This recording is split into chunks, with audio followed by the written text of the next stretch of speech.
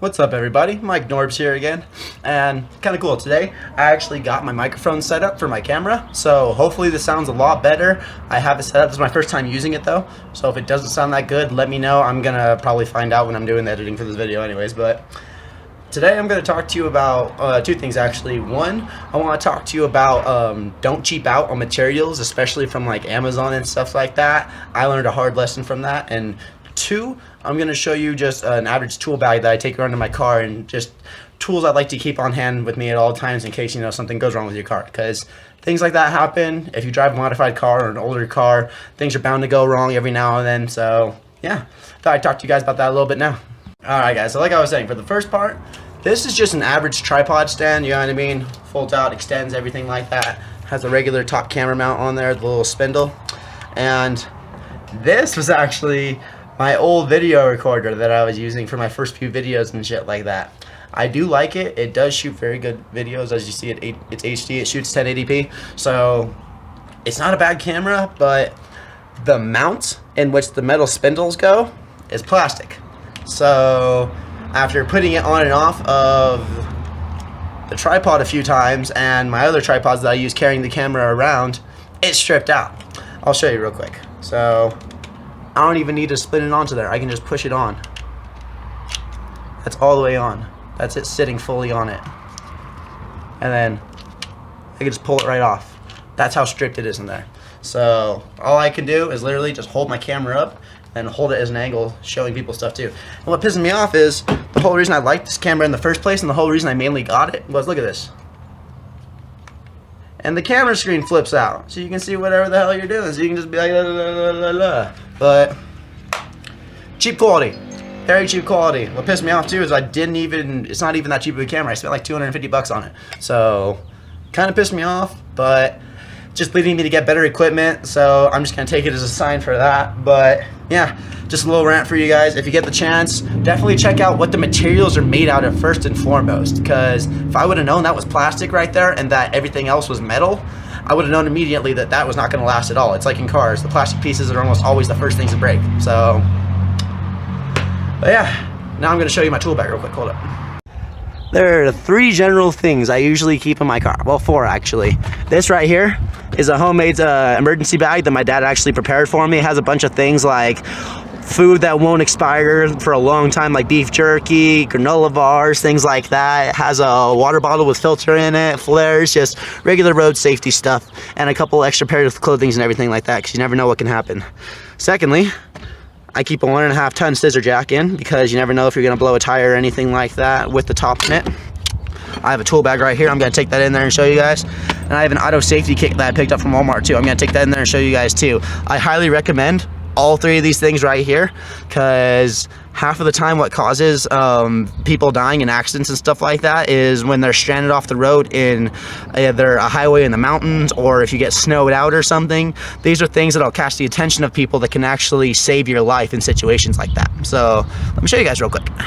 Alright guys, I'm just going to go over some of the tools real quick that I keep in my bag. First off, this is I keep a Boss Hitch tool bag. It has the waterproof bottom in it. I really like that. It just makes it a lot more stable too. Alright, we're just going to start from the upper left here. This is my set of metric Allen keys, and this is my set of SAE Allen keys. I have a cheater bar right here for my socket. I have a set of metric sockets right here. I think it goes right here from 7 up to 14, and then I have the extension and a 17 millimeter, because that's the size of my lug nuts. I have my 3/8 inch ratchet right here to go with it. I have an open-ended adjustable wrench, a snub nose hammer with a claw end. I have a clamp, pair of aviation snips, a nice little pair of dikes, because you never know when you need to either take off a old clamp or just any piece of metal. I have my pair of needle nose pliers right here as well. They also have the little snip part right here, which is great. Then I have right here the anything really screwdriver with all the different tips right here. We have 3 different Phillips head tips, and then a few different torque bits. Then on this one we have a few more Phillips head, a few flat heads, and then we have the attachment right here, so it could be a nut driver as well. So that's pretty cool. I have a set of open-ended metric wrenches because I drive an Audi, so all of the bolts and everything on my car are metric. So know your car, know what kind of tools to get. And then I have a set of professional electric tape right here because there have been a few times where I've had to actually clip a hose and then shorten it, but then I didn't necessarily have a clamp because the clamp was either busted or very loose and wouldn't work. So I had to make use with the electric tapes I had, so I had to clean it off really good and take the two ends together really good with electric tape and tight.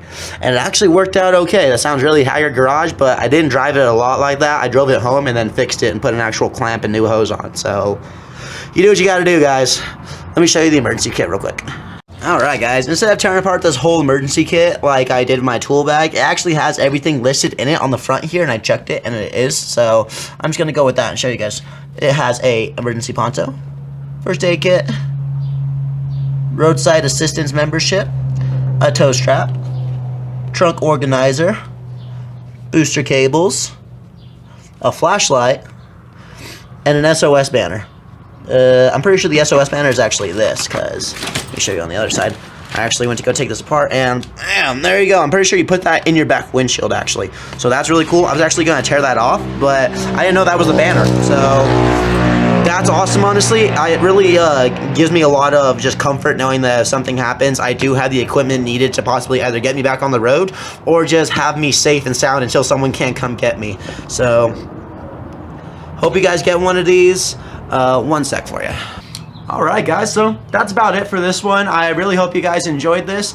I just wanted to give a bit of advice. If any of you guys are in like car enthusiasts, into modified cars, into older cars, all that good stuff, you probably already know you should keep a tool bag on you. If you don't, I highly suggest it. I have been stranded before and I didn't have the proper tools with me. That is why I am wanting to give this advice to everybody, because it sucked. I had to wait 3 or 4 hours for a friend to come pick me up after he got off work, because my dad lives in Canyon City and I was at school out here in Pueblo, and that was the only friend that would pick up the phone, and I was just stuck in my car, bored, for 3 or 4 hours until he came and got me.